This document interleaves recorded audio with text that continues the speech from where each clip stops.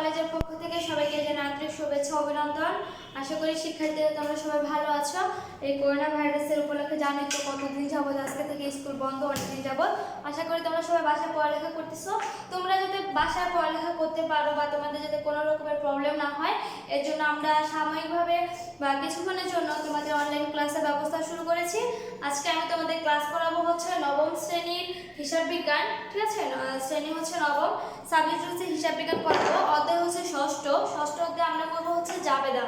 দেখো উপরে লেখা আছে আমরা ষষ্ঠ অধ্যায় জাবেদা করব। আগে কিছু তোমাদের ধারণা দেই জাবেদাটা কি। ঠিক আছে, আমাদের হিসাব বিজ্ঞান যখন একটা অঙ্ক করতে যাব বা হিসাব বিজ্ঞানের মূলে হচ্ছে জাবেদা। ঠিক আছে, তুমি যদি একটা অঙ্ক করতে যাও বা তুমি যদি কোনো কিছু করতে যাও, তুমি যদি জাবেদায় না পারো তাহলে কিন্তু তুমি পরবর্তী যে অঙ্কগুলো কিন্তু তুমি কমপ্লিট করতে পারবে না। জাবেদাটা কি? জাবেদাটা হচ্ছে তোমার হিসাবের প্রাথমিক বই। ঠিক আছে, তুমি যে একটা হিসাব করবা ওটার প্রাথমিক বই হচ্ছে কি তোমার জাবেদা। ক্লিয়ার? আমি আবার বলছি, জাবেদা হচ্ছে তোমার প্রাথমিক বই, যেই জাবেদার মধ্যে তোমার সকল প্রকারের হিসাব আসবে। তোমার বাকিতে হিসাব আসবে, তোমার নগদের হিসাব আসবে, তুমি কোনো কিছু প্রদান করতেছো, তুমি কোনো কিছু থেকে পাচ্ছ বা কাউকে দিচ্ছ বা সে তোমাকে দিচ্ছে, যাবতীয় সব খরচগুলো, যাবতীয় সব আয়গুলো কোথায় তোমার অন্তর্ভুক্ত হচ্ছে? তোমার জাবেদার মধ্যে অন্তর্ভুক্ত হচ্ছে। এই জাবেদার মধ্যে তোমার সকল প্রকার খরচ অন্তর্ভুক্ত হয় বিধায় এটাকে আমরা হিসাবের প্রাথমিক বই বলে থাকি। মানে এই জাবেদা থেকে আমরা পরে খতিয়ান, পরে রাওমিল, পরে আর্থিক অবস্থার বিবরণী কি আমরা কমপ্লিট করতে পারবো। এখন দেখো, আমরা যদি জাবেদাটা ঠিকমতো আমাদের কমপ্লিট না হয় তাহলে কিন্তু আমরা হিসাব বিজ্ঞানের অনেক কিছুই তো আমরা কমপ্লিট করতে পারবো না। দেখো শিক্ষার্থীরা, আমি তোমাদের বোঝানোর জন্য পাশে কিছু অঙ্ক লিখেছি, মানে পাশে কোনো কিছু শিরোনাম লিখেছি আর পাশে কি তোমাদের শিরোনামের অঙ্কটা কি ম্যাটটা আমি তুলে দিয়েছি। হ্যাঁ, আমি এখন তোমাদের শিরোনামগুলোর সাথে সাথে কি তোমাদের আনুষঙ্গিক যে কথাগুলো বা যে আলোচনাগুলো ওগুলো আজকে আমি তোমাদের সাথে আলোচনা করব। সেটা হচ্ছে, দেখো আমরা ফার্স্টে একটা কিছু শিরোনাম লিখেছি। দেখো পাশে কিছু শিরোনাম দেওয়া আছে আর এই শিরোনামের অনুযায়ী কি আমরা একটা জাবেদা তৈরি করা হয়েছে। দেখো জাবেদার কয়টা ঘর? জাবেদার মোট 5টা ঘর হয়ে থাকে। একটা হচ্ছে তোমার তারিখের ঘর, একটা হচ্ছে বিবরণী ঘর, একটা হচ্ছে তোমার খতিয়ান পৃষ্ঠা, একটা হচ্ছে কি ডেবিট, একটা হচ্ছে ক্রেডিট। জাবেদার মধ্যে তোমার ডেবিট যত টাকা হবে তোমার ক্রেডিটও কি সেম টাকা হবে। জাবেদার মধ্যে তোমার ডেবিট যত হবে তোমার কি ক্রেডিটও সেম টাকা হবে। এখন দেখো আমরা একটা অঙ্ক ফার্স্টে একটা শিরোনাম লিখেছি, নগদে পণ্য ক্রয়। ঠিক আছে, এই নগদে পণ্য ক্রয়, এই ক্রয়টা ধরো তোমার একটা ব্যবসা প্রতিষ্ঠান, হ্যাঁ তুমি একটা মুদি দোকান বা তুমি কোনো একটা লাইব্রেরি, যখন তুমি ব্যবসা করবা বা লাইব্রেরি যখন দিয়েছো, তোমার লাইব্রেরিটা গোছানোর জন্য তুমি ফার্স্টে কি ক্রয় করেছো? অবশ্যই তুমি বই ক্রয় করেছো। তাহলে বইগুলো তুমি ফার্স্টে কিভাবে ক্রয় করেছো? নগদে ক্রয় করেছো। ঠিক আছে, তার মানে তুমি তার থেকে নগদ টাকা দিয়ে তারপর তুমি ক্রয় করে এনেছো। যদি তোমার প্রতিষ্ঠানে তুমি নগদ টাকা দিয়ে যদি তুমি কিছু ক্রয় করে নিয়ে আসো, তখন সেটা তোমার কি হিসাবে যাচ্ছে? দেখো তুমি যখন আমাদের হিসাব বিজ্ঞান কি একটা হচ্ছে ডেবিট, একটা হচ্ছে ক্রেডিট, একটা তোমার কাছে আসবে, একটা তোমার কাছে কি যাবে। যখন তুমি একটা বই ক্রয় করে নিয়ে আসবা বা তুমি একটা পণ্য ক্রয় করে নিয়ে আসবা, তোমার ওই পণ্যটা আসছে, তার বিনিময়ে তোমার কি চলে গেছে? টাকা চলে গেছে। তাহলে সেই জাবেদাটা কি হবে? দেখো নগদে পণ্য ক্রয়, এটা জাবেদা হচ্ছে ক্রয় হিসাব ডেবিট, নগদান ক্রেডিট। ক্রয়টা কেন তোমার ডেবিট হয়েছে? ক্রয়টা তোমার এই কারণে ডেবিট হয়েছে, তুমি কোনো কিছু ক্রয় করা বিধায় কি তোমার ওই পণ্যটা তোমার প্রতিষ্ঠানে এসেছে। ঠিক আছে, যেটা তোমার কাছে আসবে সেটা হচ্ছে তোমার জন্য ডেবিট, আর যেটা তোমার থেকে চলে যাবে সেটা হচ্ছে কি তোমার জন্য ক্রেডিট। তাহলে দেখো এখন আমরা যদি বলতে পারি ক্রয় ডেবিট। হ্যাঁ, সাপোজ আমি একটা উদাহরণ দিয়ে বুঝাই। যখন তুমি এই জিনিসটা একটা বই তুমি ক্রয় করে নিয়ে আসছো, তখন ওই বইটা কি তোমার কাছে আসছে না তোমার কাছে চলে এসেছে? অবশ্যই তো ওই বইটা তোমার কাছে আসছে। ঠিক আছে, সেহেতু ক্রয়টা তোমার জন্য ডেবিট হবে। তুমি যদি কোনো কিছু ক্রয় করো, কিভাবে ক্রয় করেছো? তুমি তো ফার্স্টে বাকিতে ক্রয় করবে না, ফার্স্টে কিভাবে ক্রয় করেছো? নগদে ক্রয় করেছো। যদি তুমি কোনো পণ্য নগদে ক্রয় করে থাকো, তোমার একটা পণ্য যেহেতু তোমার আসছে, তোমার তুমি একটা বই ক্রয় করার পরে যখন তোমার বইটা তোমার কাছে আসছে, চলে গেছে কি টাকা, এজন্য তোমার ক্রয় হিসাব ডেবিট হবে। আর যেহেতু তোমার কাছ থেকে টাকা চলে গেছে, এর জন্য তোমার নগদানটা কি হবে? ক্রেডিট হবে। দেখো আমি সেম জাবেদার ভিতরে আমি ডেবিটে 2000 টাকা লিখেছি, ক্রেডিটে কত টাকা লিখেছি? 2000 টাকা লিখেছি। নেক্সট শিরোনামে আসো। নেক্সট তোমাকে বলা হয়েছে বাকিতে পণ্য ক্রয়। ঠিক আছে? অনেক সময় আমরা কি করি, অনেক সময় আমরা দেখা যাচ্ছে যে একটা প্রতিষ্ঠানে বা একটা দোকানের সাথে সাথে আমরা অনেক দিনে পুরনো হয়ে যায়, ঠিক আছে? তখন আমরা কি অনেক সময় বাকিতে ক্রয় করে থাকি। কিভাবে? যে আজকে আমি টাকা দিব না, আজকে আমি আপনার থেকে ক্রয় করে নিব, আমি কি পরবর্তীতে এই ক্রয় টাকাটা কি আপনাকে পরিশোধ করে দিব। এই জন্য কি এটা হচ্ছে তোমার বাকিতে ক্রয় করা। যদি তুমি বাকিতে ক্রয় করে থাকো তখন তোমার ক্রয়টা কি, ক্রয় হচ্ছে তোমার জন্য ব্যয়, তখন তোমার ব্যয় বৃদ্ধি পাবে। আর যখন তুমি বাকিতে ক্রয় করো তার মানে তুমি আজকে টাকা দিচ্ছ না, তুমি নেক্সট উইকে টাকাটা দিবা, তাহলে সেটা তোমার জন্য কি হবে, দায় হয়ে যাবে। তাহলে দেখো আমাদের যাবেটা কি হচ্ছে, ক্রয় হিসাব ডেবিট হচ্ছে আর পাওনাদার কি তোমার ক্রেডিট হচ্ছে। আমি বারবার বলেছি ক্রয় সবসময় তোমার জন্য ডেবিট হবে, কিছু কিছু সাময়িক ক্ষেত্রে ক্রয়টা তোমার জন্য ক্রেডিট হবে।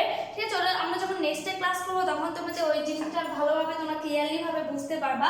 এখন দেখো আমরা একটা কথা সবসময় খেয়াল রাখবা, ক্রয় তোমার জন্য সবসময় ডেবিট হবে, কিছু কিছু সাময়িক ক্ষেত্রে ক্রয়টা তোমার জন্য ক্রেডিট হতে পারে।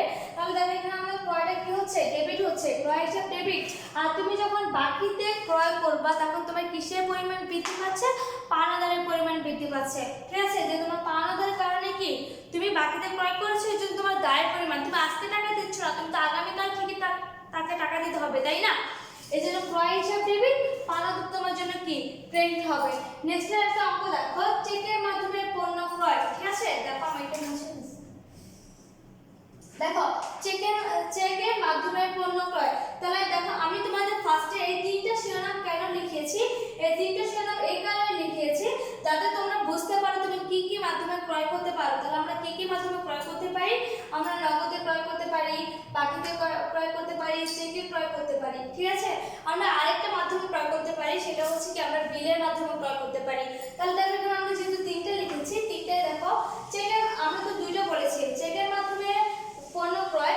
অনেক সময় যখন বিরাট বিরাট ইন্ডাস্ট্রিয়াল গুলো, সেই বড় বড় শিল্প প্রতিষ্ঠানগুলো, ওগুলো কিন্তু তোমার নগদে বা ধারে বা সাময়িক কিছু টাকা দিয়ে ক্রয় করে না, ওরা কি একটা চেকের মাধ্যমে ক্রয় করে। ধরো তুমি 2 লক্ষ টাকা বা 5 লক্ষ টাকা বা 10 লক্ষ টাকা কিছু ক্রয় করেছো, ঠিক আছে, তখন তুমি কি হাতে হাতে দিবা না, তখন কি তুমি চেকের মাধ্যমে ক্রয় করেছো। যদি চেকের মাধ্যমে ক্রয় করে থাকো তখন আমরা বারবার বলেছি ক্রয়টা আমার জন্য কি হবে, ক্রয় সবসময় আমার জন্য ডেবিট হবে আর ক্রেডিট কি বাকিটা হবে। ঠিক আছে, তাহলে তোমার ক্রয় হিসাব ডেবিট, ব্যাংক হিসাব ক্রেডিট। একটা জিনিস খেয়াল রাখবা, ব্যাংক সবসময় যদি তোমার চেকের কথা বলা হয়ে থাকে, চেকের কথা, তো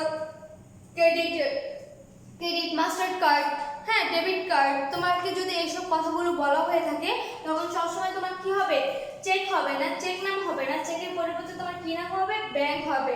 ঠিক আছে, কারণ তোমার কোথা থেকে টাকা চলে গেছে, টাকা তোমার নিজে, কিন্তু কোথা থেকে গেছে, একটা উৎস কি, উৎসটা হচ্ছে কি তোমার ব্যাংক। তুমি চেকের মাধ্যমে থেকে যদি ক্রয় করে থাকো, টাকাটা তুমি কোথা থেকে পে করতেছো, ব্যাংকের মাধ্যমে পে করতেছো। তুমি যদি ক্রেডিট কার্ডের মাধ্যমে ক্রয় করে থাকো, টাকাটা তুমি কিসের মাধ্যমে পে করতেছো, অবশ্যই তুমি ব্যাংকে থেকে পে করতেছো। যদি তুমি মাস্টার কার্ডের থেকে তুমি যদি ক্রয় করে থাকো তখন তুমি টাকাটা কোথা থেকে দিতেছো, অবশ্যই ব্যাংকে থেকে দিতেছো। এই জন্য তোমাদের অঙ্কের মধ্যে বা তোমাদের শিরোনামের মধ্যে যদি লেখা থাকে চেকের মাধ্যমে পণ্য ক্রয়, তখন তুমি কি হবে, দেখো ক্রয় হিসাব ডেবিট হবে, ব্যাংক হিসাব কি হবে তোমার জন্য ক্রেডিট হবে। নেক্সট একটা দেখো 4 নম্বরে একটা অঙ্ক দেওয়া আছে, চেকের মাধ্যমে পণ্য বিক্রয়। এখন আসলে বিক্রয়ের ক্ষেত্রে এতক্ষণ আমরা ক্রয়ের সম্পর্কে আলোচনা করেছি, আর বিক্রয় আর ক্রয় দুইটা আলাদা। ঠিক আছে, মানে দুইটা বিপরীতমুখী, একটা যদি ডান পাশে থাকে একটা তোমার কোন পাশে থাকবে, বাম পাশে থাকবে। তোমার ক্রয় যদি সবসময় ডেবিট হয়, বিক্রয়টা সবসময় তোমার জন্য কি হবে, ক্রেডিট হবে। আবার বলতেছি, তোমার ক্রয় যদি সবসময় ডেবিট হয়, বিক্রয়টা সবসময় তোমার জন্য কি হবে, ক্রেডিট হবে। দেখো ক্রয় হচ্ছে তোমার জন্য ব্যয়, ঠিক আছে, যেটার মাধ্যমে তোমার টাকা চলে যাচ্ছে বা তোমার কোনো সম্পত্তি চলে যাচ্ছে বা তুমি তার থেকে কি ঋণগ্রস্ত হচ্ছ বা দায় বৃদ্ধি পাচ্ছে, এটা হচ্ছে তোমার জন্য ব্যয়। ক্রয়টা তোমার জন্য কি ব্যয়। বিক্রয়টা তোমার জন্য কি, বিক্রয়টা হচ্ছে তোমার জন্য আয়। যদি তুমি কোনো পণ্য বিক্রয় করো, ওই বিক্রয় থেকে তুমি কি পাচ্ছ, অবশ্যই টাকা পাচ্ছ। তাহলে দেখো আমরা যদি ক্রয়টা আমার জন্য ডেবিট হয়ে থাকে, আবার ক্রেডিট কি হবে, বিক্রয়টা আমার সবসময় কি হবে, ক্রেডিট হবে। কিছু কিছু সাময়িক ক্ষেত্রে বিক্রয়টা, আমি বলেছি কিছু কিছু সাময়িক ক্ষেত্রে ক্রয়টা আমার জন্য কি হবে, ক্রেডিট হবে। ঠিক তেমনই কিছু কিছু সময়ের ক্ষেত্রে বা কিছু কিছু অঙ্কের ব্যবধানে বিক্রয়টা আমার জন্য কি হতে পারে, ডেবিট হতে পারে।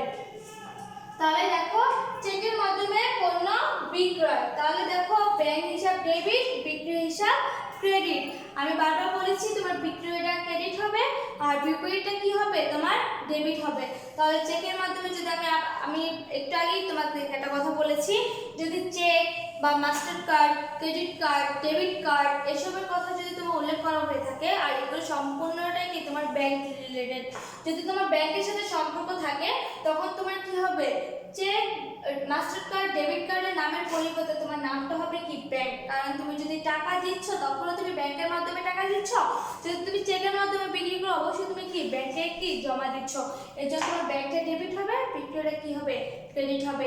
তোমাদের মুখে আরেকটা কথা বলে দিচ্ছে, যদি নগদে পণ্য বিক্রয়ের কথা বলা থাকে, দেখো আমরা ফার্স্টে একটা অঙ্ক করেছিলাম যে নগদে পণ্য ক্রয়, ঠিক আছে, যদি নগদে পণ্য ক্রয় হয়ে থাকে তুমি আমি ক্রয় ডেবিট লিখেছি আর ক্রেডিট কি লিখেছি, নগদান।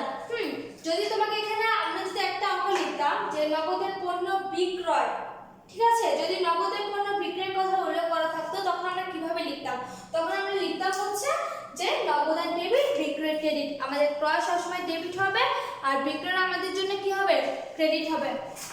দেখো 5 নম্বরে একটা শিরোনাম আছে, সেটা হচ্ছে কর্মচারীকে বেতন প্রদান, ঠিক আছে, কর্মচারীকে বেতন প্রদান।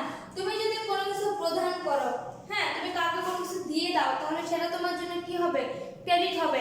তোমার ঘর থেকে বা তোমার প্রতিষ্ঠান থেকে বা তোমার নিজের পকেট থেকে যদি কাউকে 10 টাকা দিয়ে দাও তাহলে সেটা তোমার জন্য কি, ক্রেডিট, মানে চলে গেছে। আর তুমি যদি তোমার প্রতিষ্ঠানে যদি কর্মচারী রাখো তাকে তো অবশ্যই তোমার টাকা দিতে হবে, তাই না, বেতন দিতে হবে। তাহলে তুমি যদি তাকে যদি প্রদান করো তাহলে কি, সেটা ক্রেডিট।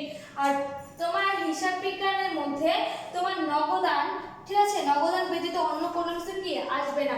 তুমি যদি কোনো কিছু প্রদান করে থাকো কর্মচারীকে, তুমি কি প্রদান করবে, অবশ্যই টাকা প্রদান করবে, আর টাকাটা কি তোমার নগদান।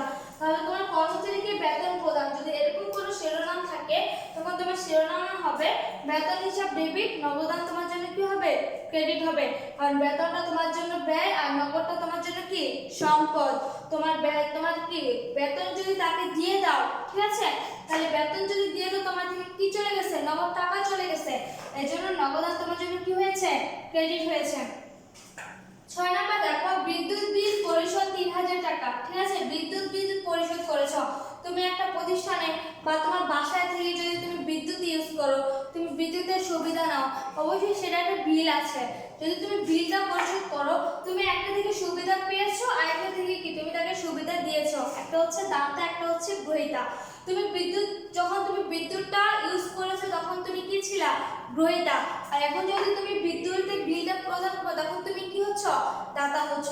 তাহলে দেখো বিদ্যুৎ বিল পরিশোধ, তখন এটা আবার জাবেদা কি হচ্ছে, বিদ্যুৎ বিল হিসাব ডেবিট হচ্ছে, নগদান কি হচ্ছে, ক্রেডিট হচ্ছে। কারণ তুমি যাই কিছু প্রদান করবে সেটা কি তুমি নগদে প্রদান করতেছো, তুমি কিন্তু কি বাকিতে প্রদান করতেছো না। 7 নম্বর একটা দেখো, বীমা প্রদান, ঠিক আছে, আমরা অনেক সময় বীমা করি, জীবন বীমা প্রিমিয়াম, অগ্নিজনিত দুর্ঘটনাজনিত বীমা প্রদান।